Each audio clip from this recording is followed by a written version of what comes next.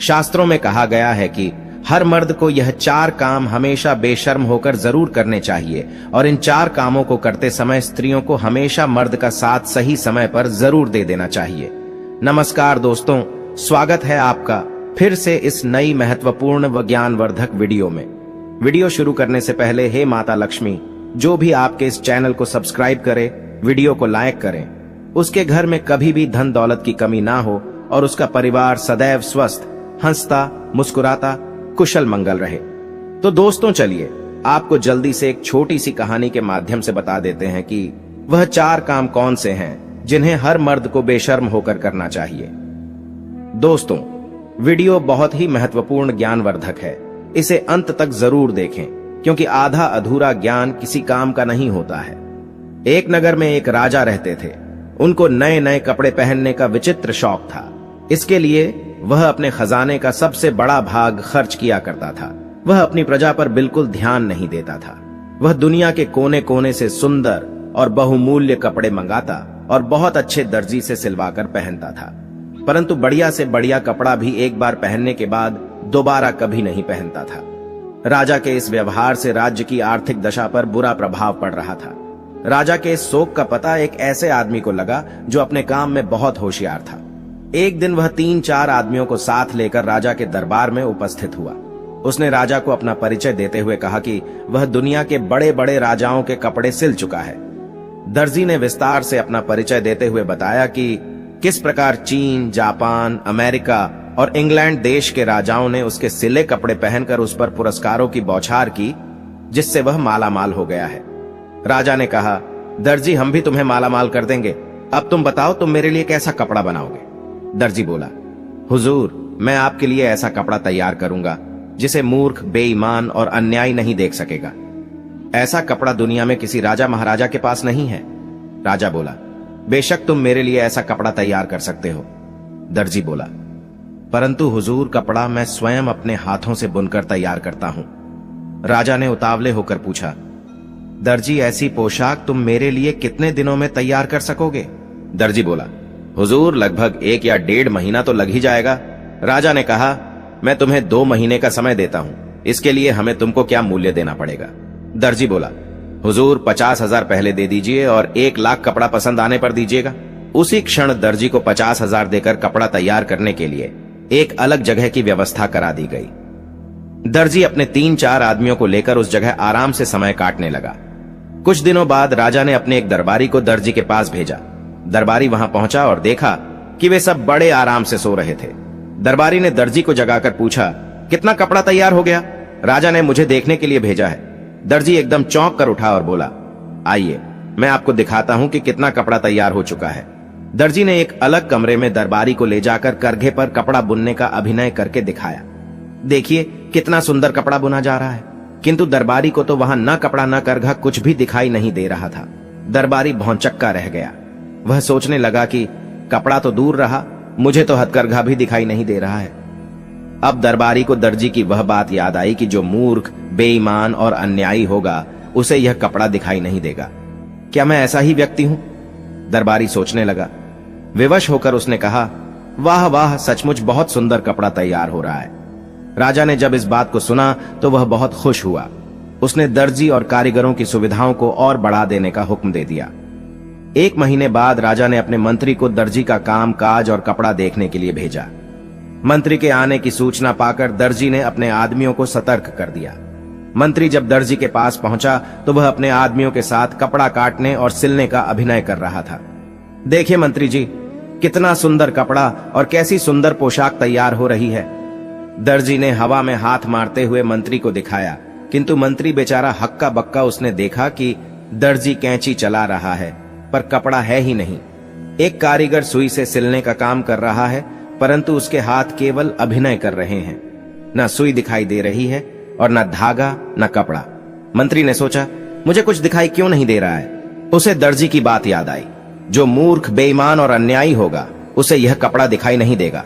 उसने सोचा, क्या मैं मूर्ख, बेईमान और अन्यायी हूं? यदि राजा को यह पता चल जाएगा तो वह मुझे फांसी पर लटका देगा। विवश होकर मंत्री ने भी दर्जी की हां में हां मिलाई। वाह वाह, सचमुच बहुत सुंदर कपड़ा है। दर्जी के पास से लौटकर मंत्री ने राजा को बताया। सचमुच ऐसा सुंदर बहुमूल्य कपड़ा ना मैंने कभी देखा था ना कभी सुना था। यह सुनकर राजा बहुत खुश हुआ। दूसरे दिन दर्जी पोशाक तैयार करके दरबार में उपस्थित हुआ। आइए महाराज, पहनिए, यह पोशाक कितना सुंदर और बहुमूल्य कपड़ा हमने आपके लिए तैयार किया है। राजा भी भौंचक्का रह गया, क्योंकि उसे कोई कपड़ा दिखाई ही नहीं दे रहा था। उसने सोचा, क्या मैं मूर्ख, बेईमान और अन्यायी हूं? विवश होकर उसने भी वही कहा जो मंत्री और दरबारी ने कहा था। सचमुच ऐसा कपड़ा मैंने ना कभी देखा था ना कभी पहना था। दर्जी ने राजा को शीशे के सामने खड़ा करके उसके सारे कपड़े उतरवा दिए और राजा को नई पोशाक पहनने का अभिनय करने लगा। कभी वह बंधन बंद करता, कभी कॉलर सीधा करता। देखिए महाराज, कैसी सुंदर पोशाक है। सारे दरबारियों के बीच शीशे के सामने खड़ा राजा दर्जी की हां में हां मिलाते हुए बोला, सचमुच ऐसा सुंदर कपड़ा पहले ना कभी देखा था और ना कभी पहना था। राजा ने तुरंत 1 लाख रुपये दर्जी को और देने का हुक्म दिया। दर्जी रुपए लेकर अपने आदमियों सहित 9-2-11 हो गया, यानी भाग गया। राजा के कपड़े प्रजा को दिखाने के लिए एक बड़े जुलूस का प्रबंध किया गया। पूरी प्रजा राजा के नए कपड़े देखने के लिए बड़ी उत्सुक थी। राजभर खड़ा करके प्रजा को दिखाने के लिए सवारी निकाली गई। हजारों की संख्या में खड़ी जनता तालियां पीट पीट कर वाह वाह कर रही थी, क्योंकि सारी जनता को मालूम था कि जो मूर्ख, बेईमान और अन्यायी होगा उसे यह कपड़ा बिल्कुल नहीं दिखाई देगा। उधर बैठे एक बच्चे ने राजा को रथ पर नंगा खड़ा देखा और जोर से चिल्लाकर कहा, राजा तो रथ पर नंगा खड़ा है। लोग बच्चे का मुंह ताकने लगे। फिर क्या सारी प्रजा एक स्वर में चिल्ला उठी, राजा रथ पर नंगा ही खड़ा है। अब राजा को भी अपनी मूर्खता का एहसास हुआ। वह लज्जा के मारे मानो धरती में गड़ गया। यह वही समय था जब राजा पूरी तरह से शर्म से नीचे झुक चुका था। वह इस घटना से बहुत कुछ सीख चुका था और उसने एक योजना बनाई। उसने अपने सारे राज्य में ढोंढी पिटवा दी कि कल राज दरबार में एक जरूरी मीटिंग है, जिसके लिए उसके राज्य की पूरी प्रजा राजा के राजमहल में सुबह सुबह आ जाए। अब पूरे राज्य में ढोंढी पीट दी गई कि कल राजा एक बहुत बड़ी सभा नियुक्त करने जा रहे हैं। उसमें हर एक व्यक्ति का आना जरूरी है। यह सब सुनकर राज्य की सारी प्रजा बहुत सोच विचार में पड़ गई कि कल तो राजा इतनी शर्म से अपना सिर नीचे किए हुए खड़े थे और आज हम सभी को अपने राज्य में पता नहीं क्यों बुलाया है। कहीं हम लोगों से हुई गलतियों की हमें सजा तो नहीं दी जाएगी। लेकिन फिर भी राज्य की सारी प्रजा राजा के राज दरबार में सुबह सुबह हाजिर हुई। तब राजा ने कहा कि मेरी बात सभी लोग ध्यान से सुने। यह बात आप लोगों के लिए बहुत ही ज्यादा महत्वपूर्ण है जो कल मेरे साथ हुआ है। इससे पहले भी मेरे साथ बहुत सारी घटनाएं घट चुकी हैं, जिन सभी के बाद मैं आप सभी लोगों से कुछ बताना चाहता हूं और आप सभी लोग कृपया ध्यान से सुने।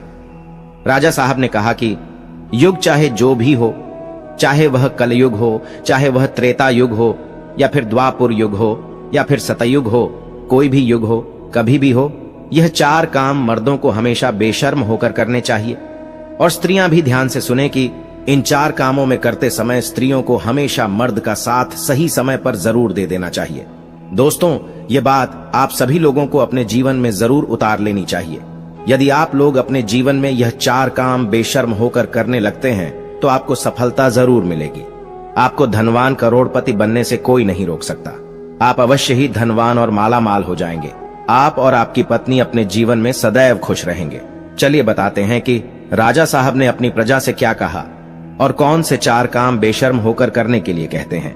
चलिए जानते हैं। सबसे पहला काम जो कि सबको बेशर्म होकर जरूर करना चाहिए, वह कहते हैं कि मर्दों को अपनी पत्नी के साथ संबंध बनाने में शर्म नहीं करनी चाहिए, क्योंकि यदि आप ऐसा नहीं करते हैं तो आपकी पत्नी आपसे कभी खुश नहीं रहेगी।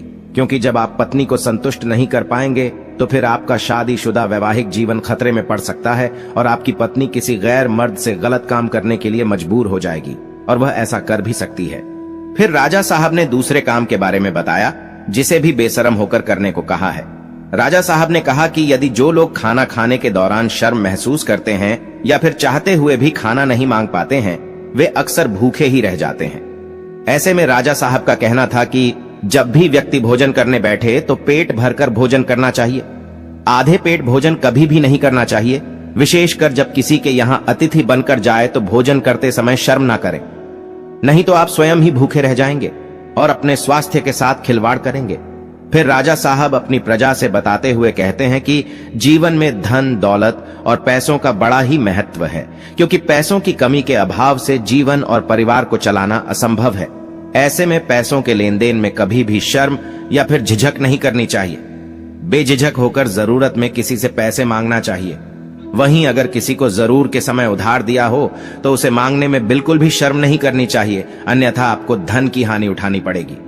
चौथी बात को बताते हुए राजा साहब कहते हैं कि कोई भी इंसान यदि सही तरीके से और सही वक्त पर यह कुछ काम कर ले तो वह रंक से भी राजा बन सकता है। इस बात पर ध्यान दीजिएगा कि आजकल के युवा अपने शिक्षकों या मार्गदर्शकों से ज्ञान तो ले लेते हैं, लेकिन अपने मन की जिज्ञासाओं को, यानी कि जो उनके मन में सवाल उठ रहे होते हैं, उनको गुरु, शिक्षक या फिर मार्गदर्शक से पूछने में शर्म या झिझक महसूस करते हैं, जिनके चलते वह कई जगह विफल हो जाते हैं। दोस्तों, चाणक्य नीति में भी लिखा है कि किसी भी स्थान पर जब विद्या ग्रहण करने जाए तो अपने अध्यापक या गुरु से अपने मन में उत्पन्न हो रहे सभी प्रश्नों का उत्तर बेझिझक बिना शर्म के प्राप्त करना चाहिए, क्योंकि वहां पर हर कोई सिखाने के उद्देश्य से जाता है। और यदि आप वहां पर जाकर भी अपने गुरु से कोई भी सवाल पूछने में ही शर्म करेंगे और अपने आप के प्रश्नों का हाल शर्म की वजह से नहीं प्राप्त कर पाएंगे, तो आप अपने जीवन में कभी सफल नहीं हो सकते हैं। तो इसलिए अपने मन में उत्पन्न हो रहे सभी सवालों का जवाब बेझिझक होकर किसी भी गुरु, शिक्षक या फिर मार्गदर्शक से पूछ लेना चाहिए, क्योंकि वहां हम सीखने के उद्देश्य से जाते हैं। तो दोस्तों, आपको समझ आ गया होगा कि मर्दों को वह कौन से 4 काम है जो कि बेशर्म होकर करने चाहिए।